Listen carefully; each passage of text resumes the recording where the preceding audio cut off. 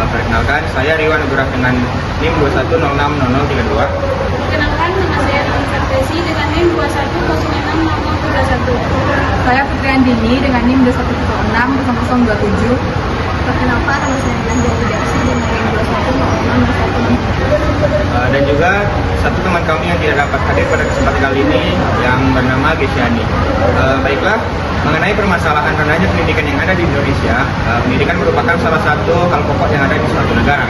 UNESCO menegaskan bahwa pendidikan merupakan salah satu kunci untuk membangun suatu negara. Berdasarkan hasil survei PISA atau Program for International Student Assessment yang dilakukan di Indonesia pada tahun 2019, Indonesia menempati posisi 74 dari 79 negara yang disurvei.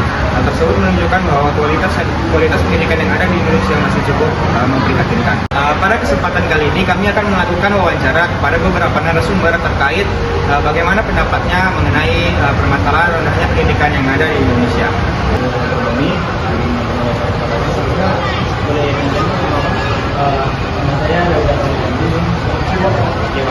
Jadi kasus wawancara pada kali ini adalah masalah rendahnya pendidikan yang ada di Indonesia. Abang sendiri nih, bagaimana sih kualitas pendidikan di Indonesia ini?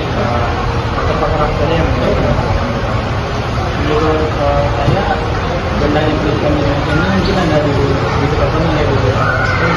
Mungkin yang pertama kualitas guru di Indonesia itu seperti kayak latar belakang dari guru tersebut tidak sesuai dan mungkin pelatihan terhadap guru tersebut kurang. Mungkin yang keduanya dari fasilitas yang kurang memadai, kayak pendidikannya, tempat belajarnya, yang kita menjauh belajar tersebut itu dari penerapannya masih kurang baca di Polsabun jadi tidak lebih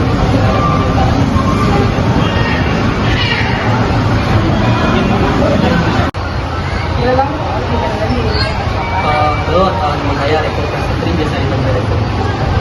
Baik, Bang Reko, izin wawancara sebentar ya Bang. Seperti yang diketahui bahwa rendahnya faktor rendahnya pendidikan di Indonesia itu salah satunya yaitu kemiskinan. Nah, saya ingin menanyakan bagaimana menurut pendapat Abang hubungan antara rendahnya pendidikan dengan kemiskinan.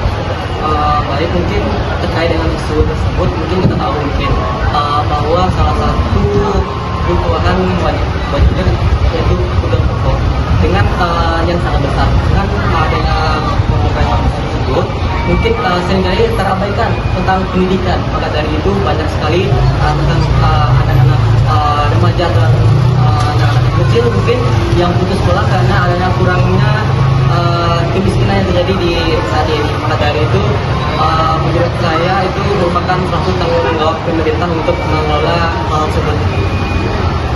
Baik Bang, terima kasih atas penjelasannya. Rendahnya pendidikan itu merupakan akses yang sebenarnya di Indonesia. Menurut mengapa hal tersebut bisa terjadi?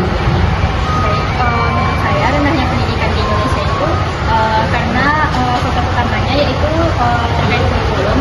Kan banyak kurikulum yang udah terlaksana di sekolah-sekolah tapi nggak sesuai dengan kebutuhan kerja, jadi banyak siswa yang bingung juga, terus guru-guru juga susah terkait dengan metode pengajarannya.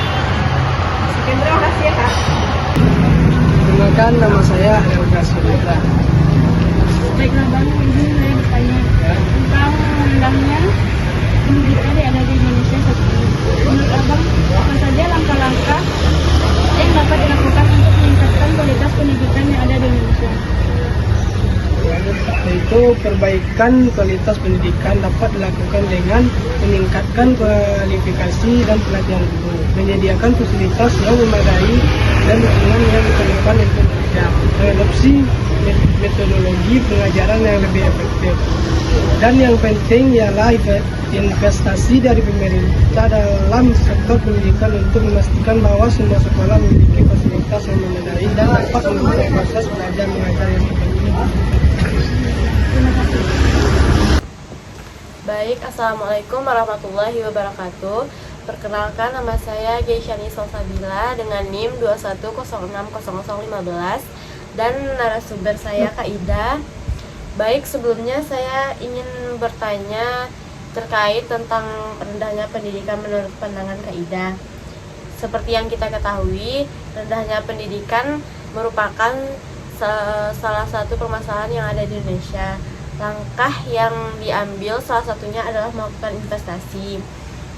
Nah, menurut Kaidah, kenapa investasi penting dalam pendidikan dan untuk pembangunan sumber daya manusia yang ada?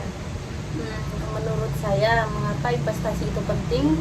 Karena investasi pendidikan ini merupakan alat untuk membangun kualitas pendidikan, karena dengan pendidikan yang berkualitas dapat meningkatkan keterampilan dan juga pengetahuan individu, yang pada gilirannya akan meningkatkan produktivitas dan daya saing dari suatu negara. Selain itu, dengan meningkatkan kualitas pendidikan diharapkan dapat mengurangi kemiskinan dan juga meningkatkan kesejahteraan bagi masyarakat, sehingga dapat menciptakan masyarakat yang lebih sejahtera dan juga berdaya saing di kancah global nantinya. Mungkin cukup sekian jawaban saya kembalikan kepada saudari Keisha. Mungkin cukup sekian pertanyaan saya terkait rendahnya pendidikan. Saya akhiri dengan wassalamualaikum warahmatullahi wabarakatuh.